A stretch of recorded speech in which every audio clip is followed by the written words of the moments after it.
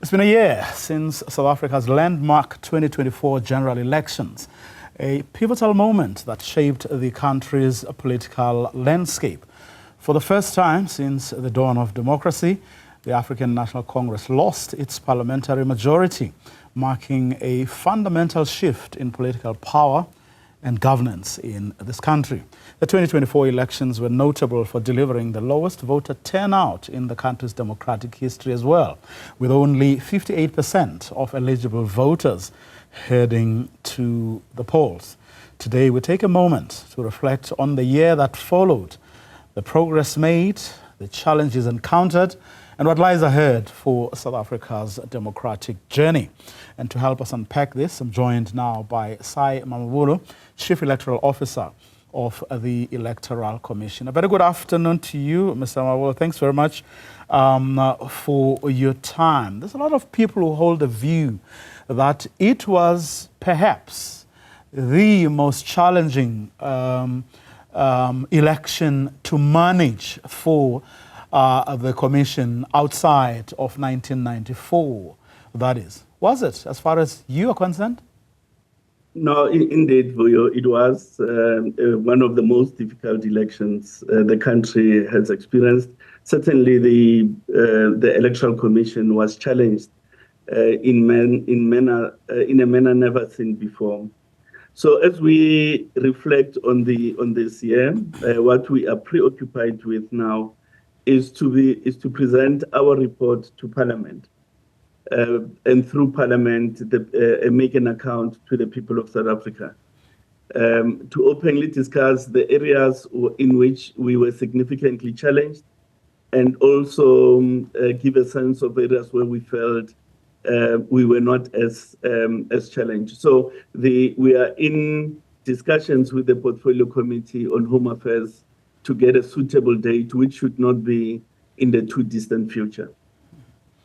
Would you say you did well as far as you are concerned? In other words, you did everything according to the book. And I'm saying this, of course, well aware that next week you will again be in court. But as far as you are concerned, are you satisfied that you did everything according to the law and you did everything to the best of your abilities?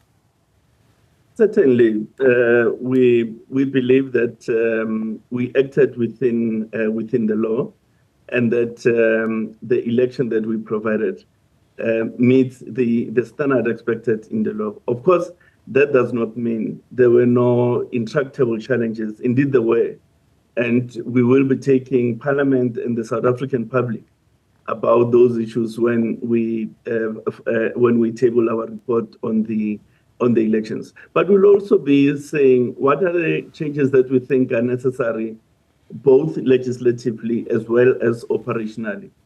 The legislative sphere obviously is not within our purview. We've got to work with Parliament to resolve some of the issues.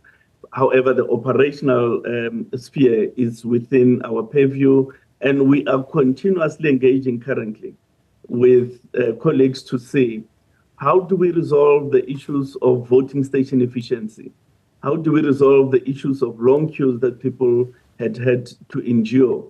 And how do we make the voter management device function efficiently to ensure that the process has integrity and that there's greater voter satisfaction, and that our customer orientation improves, because ultimately it is about the feeling of the voter, that they've been treated with respect, that the service was efficient, and that they were able to record their informed political choices.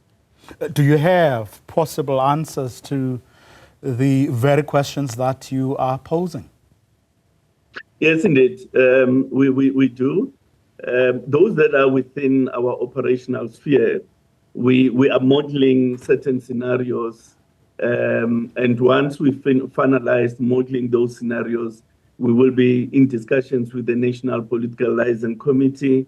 And if we find agreement at that level, we should be in a position to announce those small changes, but necessary changes for greater efficiency, operational efficiency of voting stations. How much of,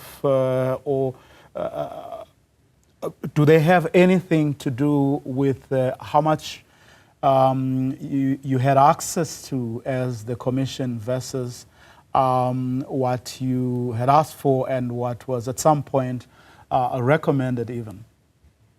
Yes, indeed. They will have budgetary implications, and to that extent, we do anticipate a thorough engagement with National Treasury, and we hope that we will be meeting a receptive counterpart in National Treasury.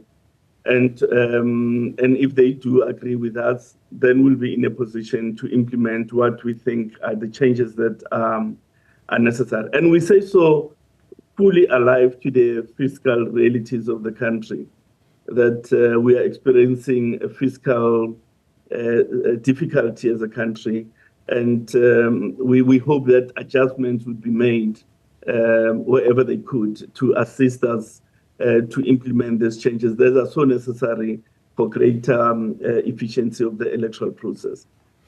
But I mean, outside of legislative and operation challenges you would have encountered, there would have been an element of, shall I call it, politics as well, because as much as you are a creature of statute, but also of how you manage an election, you are also dependent a lot on the political system, which gives you quite a number of things you will have to work with or navigate around. I mean, this was the lowest voter, we had the lowest voter turnout in the past 31 years. Yeah, there are political variables that are involved in an election. One of them is that the political environment in which the election happened was very different from any other environment before. And the goodwill that had often characterized our electoral process is no longer there and unlikely to return, in my view. And there are realities of people's perceptions about the performance of institutions of representation. The research that we did ahead of the election told us that there's a significant number of voters who are not willing to take part in the election precisely because of their negative assessment of institutions of representation. And those are factors that are outside of the sphere of influence of the Commission.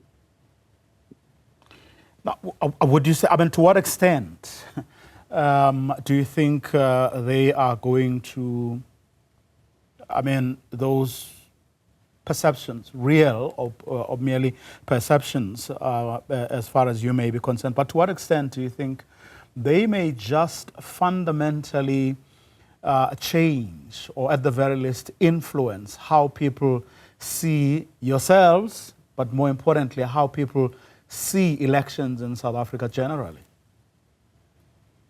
We've got to work hard together with other institutions, certainly government, the legislative sector, faith-based organization, to redress that negative assessment of institutions of representation. Because if that is not resolved, then we are likely to be in a situation of low voter turnout for a much protracted period.